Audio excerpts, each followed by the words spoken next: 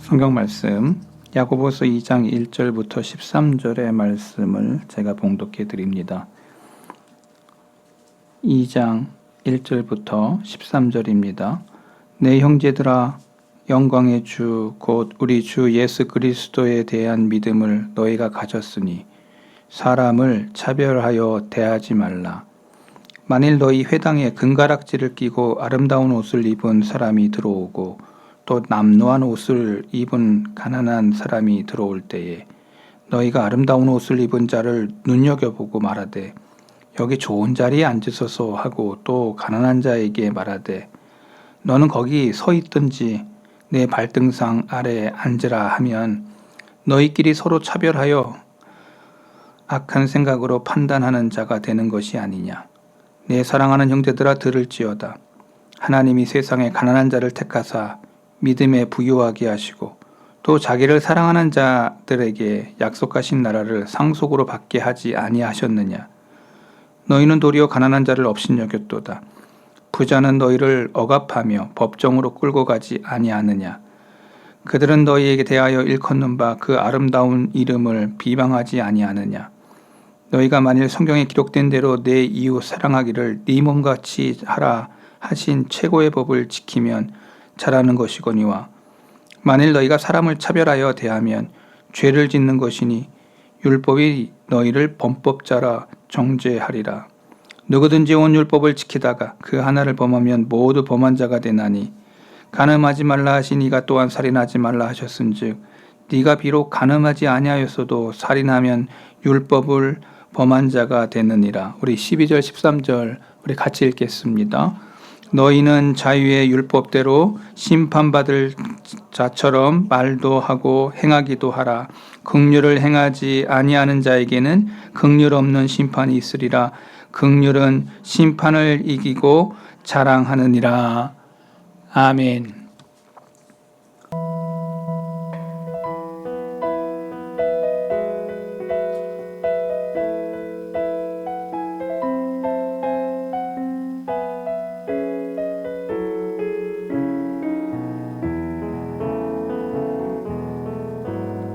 나보다 나를 잘 아시는 주님, 내가 주를 떠나 어디로 가겠나이까. 나 어딜 가든지 주의 손이 나를 인도하시며 주의 오른손이 나를 붙드시리다. 나를 창세 전부터 계획하시고 지금까지 인도하시네. 하나님이여, 주의 생각이 어찌 그리 보배로우신지요. 나의 생각보다 나의 뜻보다 더 크고 놀라우신 주님. 하나님이여, 나를 살피사 나의 마음을 다시 보니 나를 영원한 길로 인도하소서.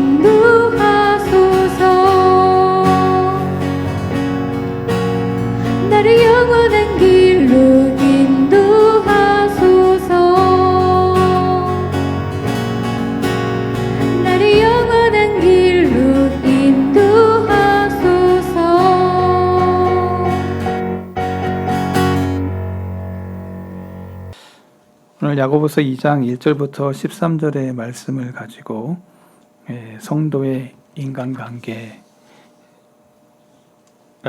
제목으로 하나님의 말씀 증거하도록 하겠습니다. 나는 뭐 인간관계 정말 잘하는데 뭐 성경에서 얘기하는 인간관계에 내가 꼭 들을 필요가 있냐, 뭐 이렇게 뭐 생각하는 사람 혹시 있을 수 있을 줄 압니다. 나는 워낙 사람들을 좋아하고 사람들하고 인간관계 잘하기 때문에 뭐 나는 꼭 뭐 성경에서 말하는 인간관계에 대해서 뭐 들을 필요 없다 하는 사람은 지금 일어나셔서 집으로 가셔도 무방하겠습니다. 야고보서 2장에 1장을 시작하면서 2장에 전체적인 주제가 진리를 실천하는 삶이라는 전체 주제를 가지고 있어요. 진리를 알았다면 내가 삶 속에서 실천을 하겠다라는 그러한 내용들이 2장 전체에 흐르고 있는 내용입니다. 그래서 야고보서 2장 26절을 보면은 2장의 전체 흐름의 주제가 이거라는 거죠. 영혼 없는 몸이 죽은 것 같이 행함이 없는 믿음은 죽은 거다. 그러니까 영혼이 없다면 이 몸이 죽은 것처럼 너의 삶 속에 하나님의 말씀을 가진 사람이 믿음으로 행함이 없는 믿음은 죽은 거다. 그러니까 믿음이 있다면 행하게 돼 있다는 거예요. 내가 믿음이 있기 때문에 행하는 거예요. 전제가 믿음이 있는 사람이 행할 수가 있는 거예요. 선을 행할 수 있고 또 삶 속에서 어떤 것들을 약속을 이행하는 것도 그렇고 모든 것들이 믿음이 있기 때문에 행하는 거예요.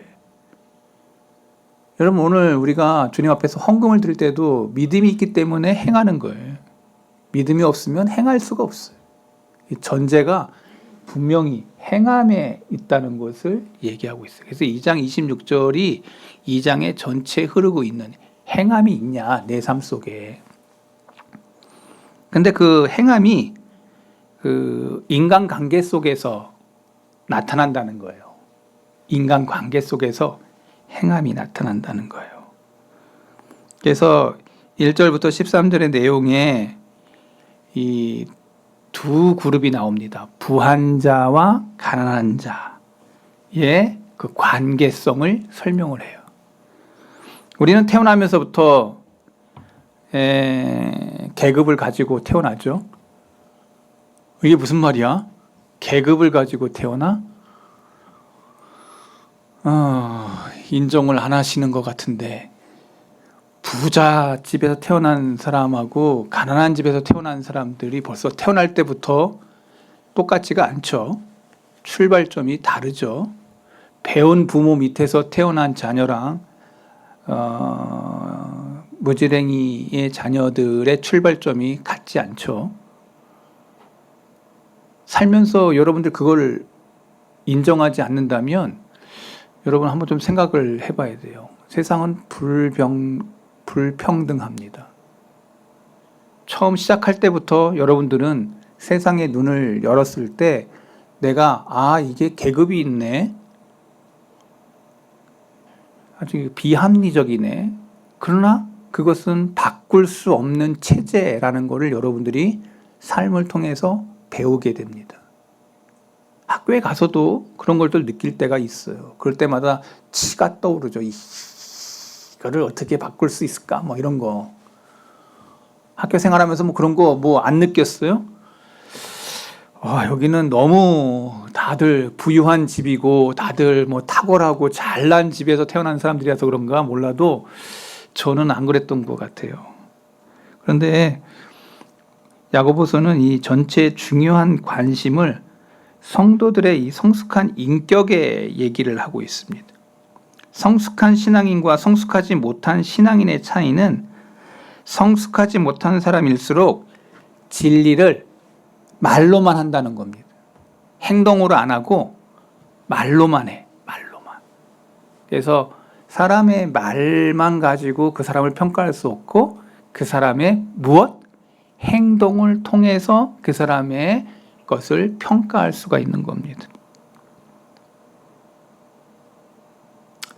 그래서 성숙한 성도는 진리를 실천하는 사람이다. 이것이 야고보 기자가 하고 싶은 메시지예요.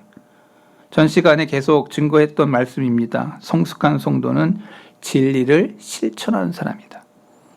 그리스도인의 성숙도를 테스트하는 방법으로 야고보 기자는 이런 이야기를 꺼냅니다.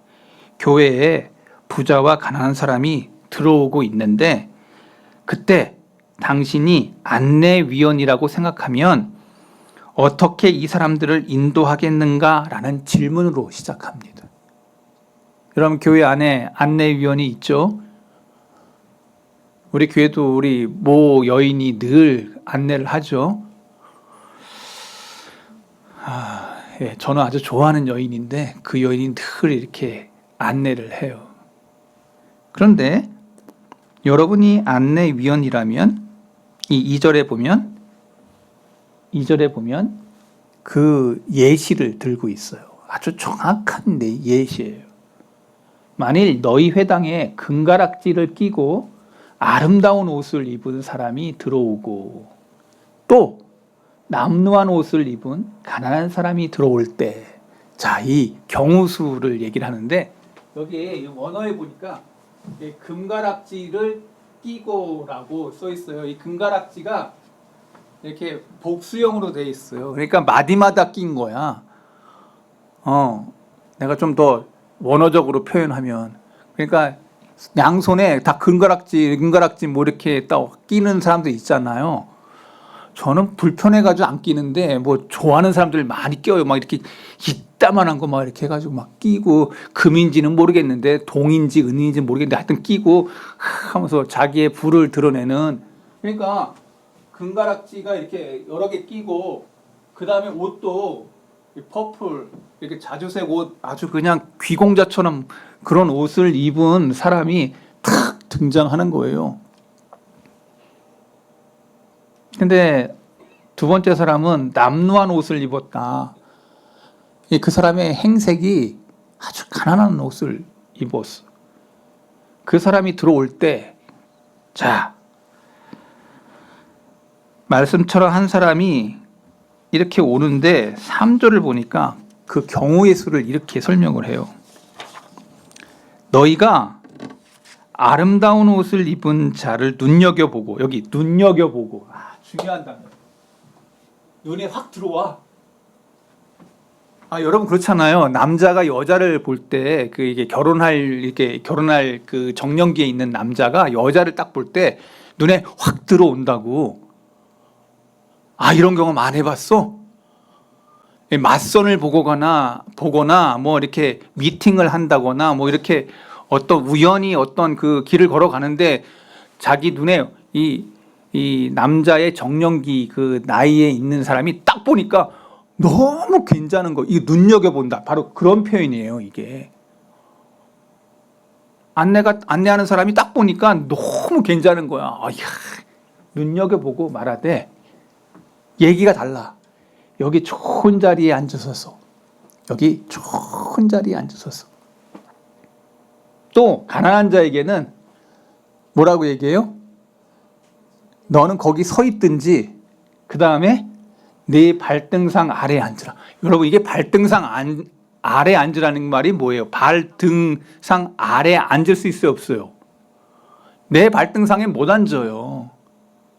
서 있으란 말이에요. 쭉 서 있어라.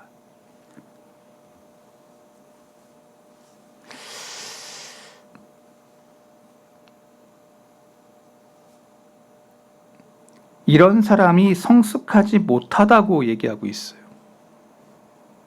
사람을 차별하는 것이 성숙하지 못하다. 차별이라는 게 여러분, 사람이 사람을 놓고 위아래로 할 때 그것을 차별이라고 하는 거예요. 혹시 여기 자랄 때 부모님을 통해서 차별받지 않은 사람이 있습니까? 여긴 차별 안 당했어? 여기는 다들 훌륭한 자제들이신 것 같아요. 저는 5남매 중에 둘째로 태어났습니다. 저는 제가 제일 좋아하는 음식 중에 하나가 달걀말이였습니다. 달걀말이를 할 때마다 꼭 엄마가 많이 합니다. 그런데 할머니 먼저 드시고 아버지 드시고 그 다음에 엄마 하고 그 다음에 큰형이 하고 그 다음에 제 차례가 오는데 이게 몇 번 하잖아요. 내 차례가 잘 안 와. 근데 우리 아버지가 꼭 하는 말을 장손에 대한 개념이 많으셔가지고 큰아들을 많이 먹여. 나는 늘 둘째의 이 서름이 벅벅 오르는 그 서름이 내 마음에 있는 거야. 여긴 다들 부유하고 다 잘 살았기 때문에 아마 그런 거 못 느꼈는지 몰라도 우리 형은 재수를 시켜도 난 재수를 안 시켜. 나만 차별을 받고 나만 이렇게 힘든 인생 살았나 봐. 가만 보니까 여기 있는 분들은 다 그런 차별이 없이 아주 그냥 다들 그냥 쫙쫙 잘 나가는 어떠한 그런 인생을 살았던 소유자 같이 느껴지는데, 여러분 여기서 지금 그 안내하는 사람에 대해서 성숙하지 못하다라고 얘기를 하고 있습니다. 옛날 유대인 회당에는 최찬이라는 이 특별석이 있었습니다. 최찬. 이게 무슨 말이냐면은 그 로얄석인 거예요. 여러분들 그 콘서트에 좋은 콘서트에 가보면 그 로얄석이 있잖아요. 돈 되게 비쌉니다. 아마 알 거예요. 우리 지광민 집사님도 저에게 아주 좋은 자리를 주시려고 그랬는데 내가 뭐 한번 못 간 적이 있어요. 지금도 제가 아쉬워요. 또 한번 기회 주시면 제가 꼭 가고 싶은 마음이 있어요. 제가 그 장르를 좀 좋아하는 사람이에요. 근데 그 로얄석, 그러니까 옛날 교회들 보면은 그 장로님석이 따로 있잖아요. 장로님석이 따로 있어요. 제가 옛날에 우리 원남교회 교육전사로 있었었는데 그 교회는 그 장로님석이 의자가 다른 그 일반 의자하고 달라. 딱 그렇게 아주 참 묘해요. 그러니까 거기는 아무나 못 앉아. 장로님들만 앉아. 특히 이제 원로 장로님들하고 이제 장로님들만 앉을 수 있는 자리예요. 그 자리도 앞뒤로 있는데 마음대로 앞에 못 앉아. 그런 교회에 제가 교육전사로 있었어요. 자리도 이렇게 우리가 똑같지가 않아. 근데 지금은 이제 많이 바뀌었다고 그래. 우리 교회도 옛날에 아마 우리 성덕교회도 장로님석 있었어요. 있었을 거예요. 그죠? 있었어. 참 성가대석 건너편에 딱 VIP석이 다 있다고. 이거를 유대인들은 최찬이라고 해요. 최찬. 바로 그 금가락지 끼고 그랬던 사람들 다 그 자리로 로얄석 최찬 자리로 다 옮기고, 가난하고 남루한 옷을 입은 사람들은 그냥 서 있든지 말든지 알아서 해라. 사람을 차별하고 있는 안내원을 예로 들고 있는 거예요. 너의 삶 속에 사람들을 바라보며 너도 그러고 있지 않냐. 옷을 바라보면서 기공자다운 그러한 옷을 입고 다가오는 사람과 내가 신분에 있어서 그 사람의 어떤 그런 걸 보고서 늘 똑같이 사람을 대하지 않는 우리의 나쁜 심성을 얘기하고 있는 거예요. 우리는 똑같이 사람 대하지 않습니다. 나에게 중요한 사람, 나에게 귀한 사람, 나에게 무언가 많은 것들을 줄 사람에 대해서 대하는 거랑 전혀 내가 뭐 영향가 없는 사람이다 이렇게 하면은 대하는 나의 태도가 완전히 다른 나의 본 모습이, 본심이 있다 없다. 여기는 인정도 안 해. 야고보 기자는 우리에게 이런 자리 문제를, 가난한 사람을 어떻게 대하느냐에 대한 것을 이야기하고 있어요. 이 간단한 사건을 통해서 나타나는 우리의 인격에 관한 문제를 문제 삼고 있는 거예요.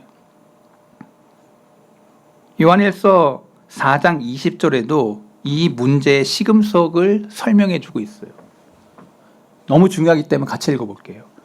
누구든지 하나님을 사랑하노라 하고 그 형제를 미워하면 이는 거짓말하는 자니, 보는 바 그 형제를 사랑하지 아니하는 자는 보지 못하는 바 하나님을 사랑할 수 없느니라. 여러분 이게 너무 중요한 말씀이에요. 내 앞에 있는 형제 자매도 사랑하지 못하면서 보이지 않는 하나님을 사랑한다? 다 거짓말이라는 거예요. 차별하지 아니하고 똑같이 볼 수 있는 이 시각을 야고보 기자는 말해주고 있어요. 똑같다. 사람은 똑같다. 우리가 하나님 사이의 관계는 우리 사람 사이의 관계를 통해서 알 수 있다는 거예요. 우리 인간관계는 우리와 하나님 사이의 관계를 진단하는 척도가 된다는 말이에요. 우리의 대인관계로 우리의 인격이 형성이 되고 근본적으로 하나님과 우리 사이의 관계를 알아볼 수 있게 한다는 거예요. 우리가 맺고 있는 우리 인간관계는 매우 중요하다. 매우 중요하다. 그러면 어떻게 성공적인 인간관계를 형성할 수 있냐? 야고보 기자는 몇 가지로 우리에게 이야기해줘요. 1절부터 4절의 내용이에요. 1절 그리스도를 주로 모시라. 그리스도에게서의 인간관계를 배우게 되는데 첫 번째 2장 1절 내 형제들아 영광의 주 곧 우리 주 예수 그리스도에게 대한 믿음을 너희가 가졌으니 그 다음에 중요한 말 사람을 차별하여 대하지 말라. 여러분 전제가 있어요. 사람을 차별하여 대하지 말라고 하면서 전제를 누구를 바라보라고 얘기하냐면은 예수 그리스도에 대한 믿음을 너희가 가졌다라고 해요. 여러분 우리 예수님을 믿어요 안 믿어요? 다 믿어. 우리 믿는다고 믿음의 고백을 가진 사람들이에요. 그리스도인들은 믿음의 고백으로 예수님을 믿는다라는 그러한 사람들은 절대 사람을 뭐 할 수 없다? 차별할 수 없다는 거예요. 내가 크리스찬이면 내가 크리스찬이라고 하는 이 의식을 가졌다면 절대 사람을 우리는 차별하지 않는다. 왜? 주님이 차별하지 않으셨어요. 사람에 대해서 차별하지 않으셨어요. 우리는 예수님의 모습을 통해서 내가 크리스찬인지 아닌지를 늘 우리는 진단해야 됩니다. 예수님의 적인 바리새인들이 예수님에 대해서 이렇게 증거했어요. 마태복음 22장 16절. 마태복음 22장 16절. 여기 보면은 이렇게 써 있어요. 자기 제자들을 헤롯 당원들과 함께 예수께 보내어 말하되 선생님 우리가 아노니 당신은 참되고 진리로 하나님의 도를 가르치며 아무도 꺼리는 일이 없으니 이는 사람을 외모로 보지 아니하심이니이다. 여러분 지금 여기 이 바리새인들 헤롯 당원들 이 사람들이 예수님에 대해서 이렇게 얘기하고 있는 거예요. 당신은 참되시고 진리로 하나님의 도를 가르치시며 아무도 꺼리는 일이 없으시니 이는 사람을 외모로 보시지 아니하는 사람입니다. 예수님의 적이었던 바리새인들, 예수님의 적이었던 헤롯 당원들, 이 사람들이 예수님을 향하여 사람을 외모로 보지 않는 분이라고 얘기를 하고 있어요. 이 예수님은 사람을 외모로 보지 않으셨다는 거예요. 이 주님은 우리에게 놀라운 그러한 모습을 우리에게 보여줘요. 저와 여러분들도 예수님을 믿는다면 사람을 대할 때 우리도 예수님의 의식을 가지고 봐야 된다는 것입니다. 그 사람이 진짜 크리스찬이라는 거예요. 첫 번째가 뭐냐면 마음의 동기를 주님은 보세요. 마음의 동기를. 여러분 뭐든지 원인과 결과를 이야기한다면 마음의 동기가 가장 중요해요. 하나님은 겉으로 나타난 상황을 보시지 않아요. 마음의 동기를 보세요. 동기의 순수성이 중요한 거예요. 마가복음 12장 42절을 보세요. 제 얘기가 아니고 성경에 그렇게 기록하고 있어요. 12장 41절. 예수께서 헌금함에 대하여 앉으사 무리가 어떻게 헌금함에 돈 넣는가를 보실세. 여러 부자는 많이 넣는데 한 가난한 과부는 와서 두 렙돈 곧 한 고드란트를 넣는지라. 예수께서 제자들을 불러다가 이르시되 내가 진실로 너희에게 이르노니 이 가난한 과부는 헌금함에 넣는 모든 사람보다 많이 넣었다. 그들은 다 풍족한 중에 넣었거니와 이 과부는 가난한 중에 자기의 모든 소유 곧 생활비 전부를 넣었느니라 하시니라. 여러분, 여기 지금 과부의 중심을 지금 보고 계시는 주님, 그리고 부자들의 중심을 보고 있는 주님. 근데 여기 아주 중요한 게 하나가 있는 거예요. 이거예요. 부자들은 뭐 했어요? 풍족한 중에 넣었거니와 이 과부는 무한 중에 가난한 것 중에 자기 소유 전체를 넣었다. 여러분, 그러니까 돈이 똑같은 돈이 아니라는 거예요.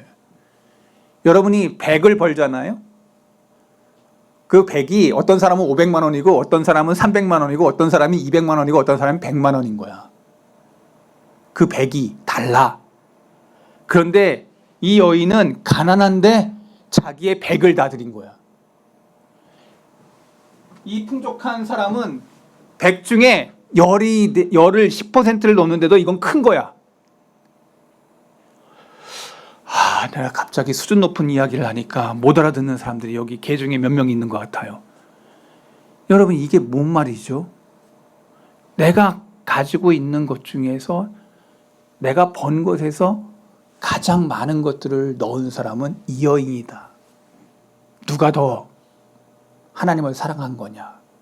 주님은 이 여인이다 라고 가난한 과부의 이야기를 설명하면서 그 마음을, 중심을 보시는 하나님의 이야기가 나오고 있는 거예요.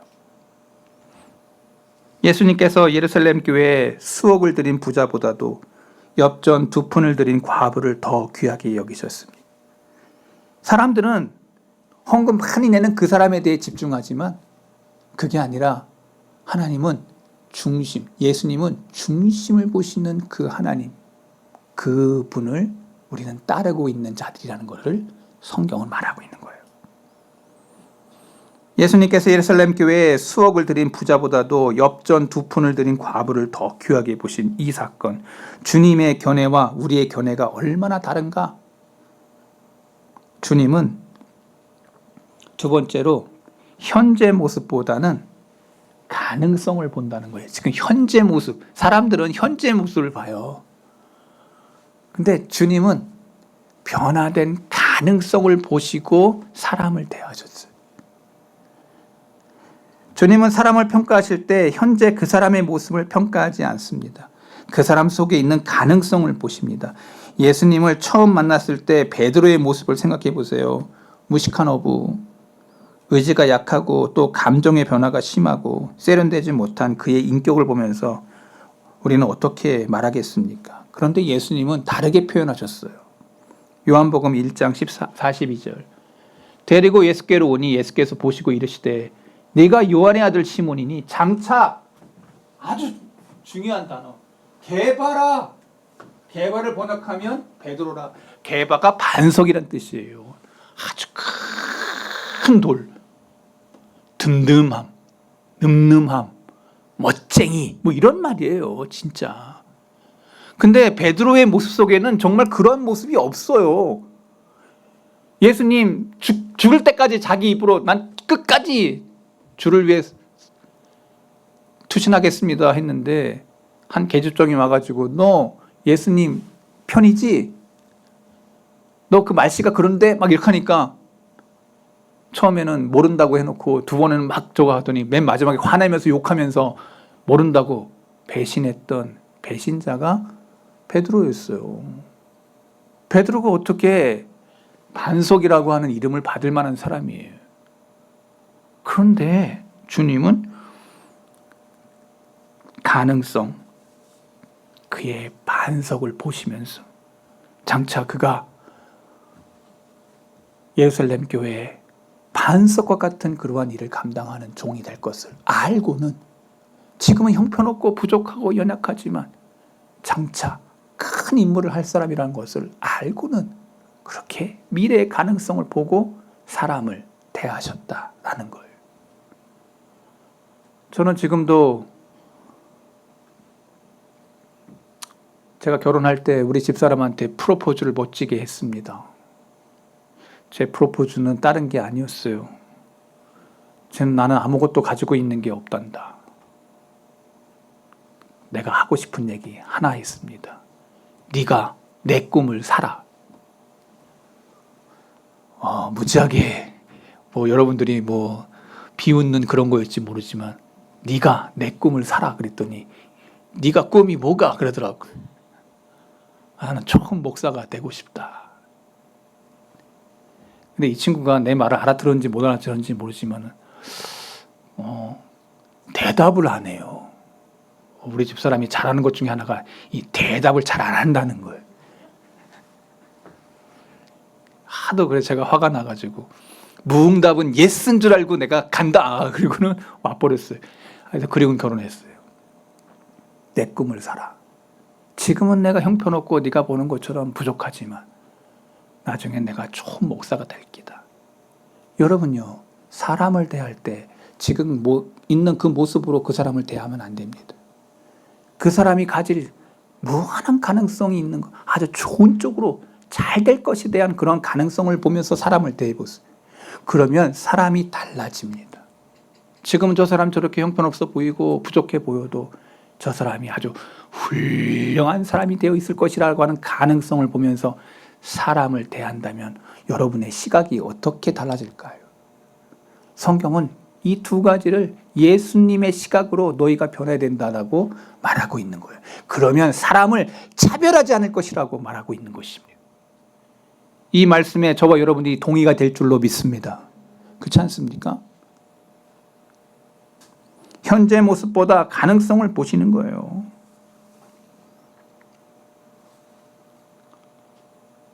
두 번째로 생각해 볼 건 주님의 의식 속에서 그리스도는 자신이 경멸을 받으셨어요. 자신이 경멸을 받으셨어요. 주님은 많은 사람의 경멸을 받은 대상이었습니다. 많은 배척을 받으셨습니다. 주님의 입장으로 사람을 대하셨는데 선지자의 예언 속에 나타난 주님의 모습을 보세요. 이사야 53장 2절. 그는 주 앞에 자라나기를 연한 순 같고 마른 땅에서 나온 뿌리 같아서 고운 모양도 없고 풍채도 없은즉 우리가 보기에 흠모할 만한 아름다운 곳이 없도다. 주님의 모습은 고운 모양도 없고 풍채도 없고 보기에 흠모할 만한 아름다운 곳이 없어. 아마 주님이 지금 우리 교회 잠깐 오시면 여러분 실망할 사람 많을 깁니다. 여기. 제가 이렇게 얘기하니까 별로 아닌데 이렇게 생각하는 사람이 있어요. 보세요. 이사야가 그렇게 얘기했어요. 고운 모양도 없고 풍채도 없고 보기에 흠모할 만한 그러한 분이 아니라고. 외모가 아름답지 않으셨어요. 그 주님이 오늘 우리 앞에 걸어오시면 우리가 실망할 사람들이 많을지 몰라요. 더 이사야는 얘기해요. 53장 3절. 그는 멸시를 받아 사람들에게 버림을 받았으며 강고를 많이 겪었으며 질고를 아는 자라 마치 사람들이 그에게서 얼굴을 가리는 것 같이 멸시를 당하였고 우리도 그를 귀히 여기지도 않았다. 예수님의 모습은 존귀함의 대상이나 이러한 대상이 아니었던 거예요. 주님 자신이 이러한 대우를 받으셨어요. 우리의 외모가 좋지 못한 것, 또 가난한 것 때문에 열등의식을 느낄 필요는 없어요. 만일 여러분들이 가난하거나 얼굴이 추남이거나 좀 부족한 것이 많다고 생각하면 여러분들은 이렇게 생각해요. 이렇게 생각해야 돼요. 나는 주님을 외적인 조건으로 많이 닮은 사람이라고. 별로 동의를 안 하시네. 내가 주님을 많이 닮았구나. 내가 인물도 그렇게 이렇게 아이돌처럼 그런 이쁘고 그런 얼굴이 아니고 또 이렇게 삶이 이렇게 넉넉하지 않고 주님을 많이 닮은 사람이라고. 그럼 많이 위로가 될 거예요. 저는 이 말씀을 읽으면서 위로가 얼마나 됐는지 몰라요. 야, 주님이 날 닮으셨, 내가 주님을 닮았구나. 나는 위로가 너무 되더라고. 2절, 53장 2절 보세요. 23장. 제가 제일 많이 닮은 게 고운 모양도 없고 풍채도 없고 보기에 흠모할 만한 아름다운 곳이 없어. 나에게 좀 그런 게 너무 많아서 이 말씀을 읽다가 주님 내가 닮았구나. 내가 얼마나 내가 기뻤는지 몰라요. 여기는 너무 잘난 사람이 많고 인물들이 빼어나고 너무 좋은 것들이 있어서 이 말이 동의가 안 되는지 몰라도 나는 이 말이 너무 그래서 막 울었어요. 막, 야, 주님 내가 닮았구나. 내가 주님을 닮았구나.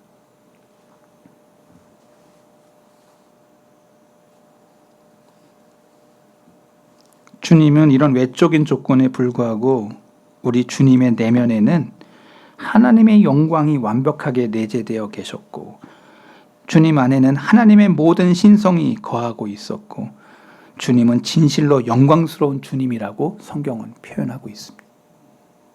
겉모습은 빼어나지 아니하고 화려하지 않아도 그분이 하나님이시고 그분이 우리의 구원자시라고 얘기하고 있습니다. 영광의 주님을 마음에 모신 사람은요, 다른 사람을 대할 때도 주님의 안목으로 본다는 거예요. 그 사람의 어떠한 형편에 그것을 보고 얘기하는 게 아니고 그 사람의 가능성을 보며 그 사람을 대하고 그 사람의 그 연약한 부분들을 통해서 이 사람은 반석이 될 만한 사람이야 하면서 보는 시각이 주님의 시각이었다는 거예요. 그래서 요한복음 7장 24절 외모로 판단하지 말고 공의롭게 판단하라. 우리는 사람을 외모로 판단하는 이 시각을 버려야 돼요.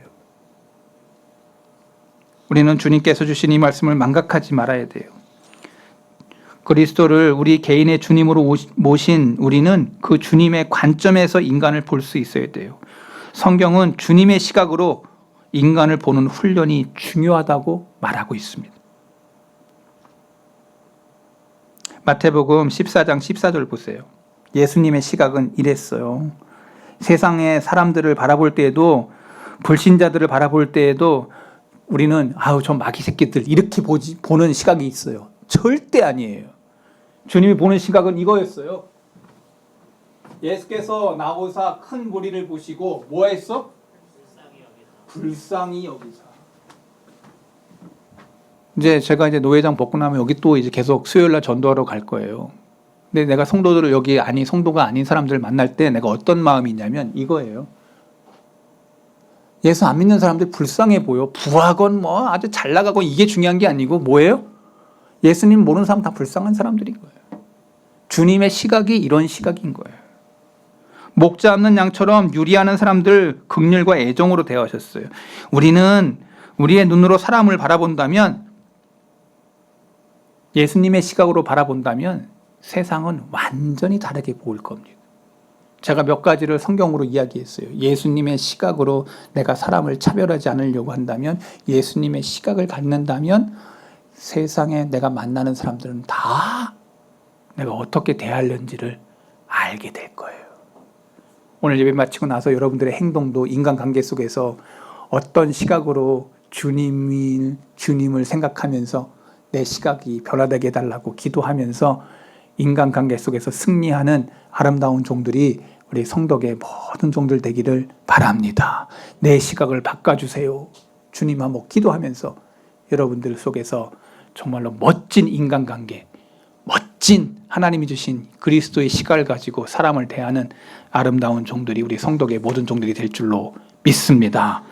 하나님 아버지 말씀 전했습니다. 성도의 인간관계를 야고보 기자가 부한 자와 가난한 자가 교회 안에 들어오는데 네가 어떻게 그 사람들을 대하는지에 대한 말씀을 하시면서 인간에 대한 차별하지 아니하시는 주님의 시각을 가지고 사람을 대하라고 말씀하셨던 이 말씀이 내 육빛 가운데 신빛 가운데 기하게 새겨져 내가 사람들을 대할 때마다 모든 사람들을 대할 때마다 주님의 시각으로 사람을 대하여 하나님께 영광 돌리는 아름다운 크리스찬들이 되게 해 주시옵소서. 예수 그리스도의 이름으로 기도하옵나이다. 아멘.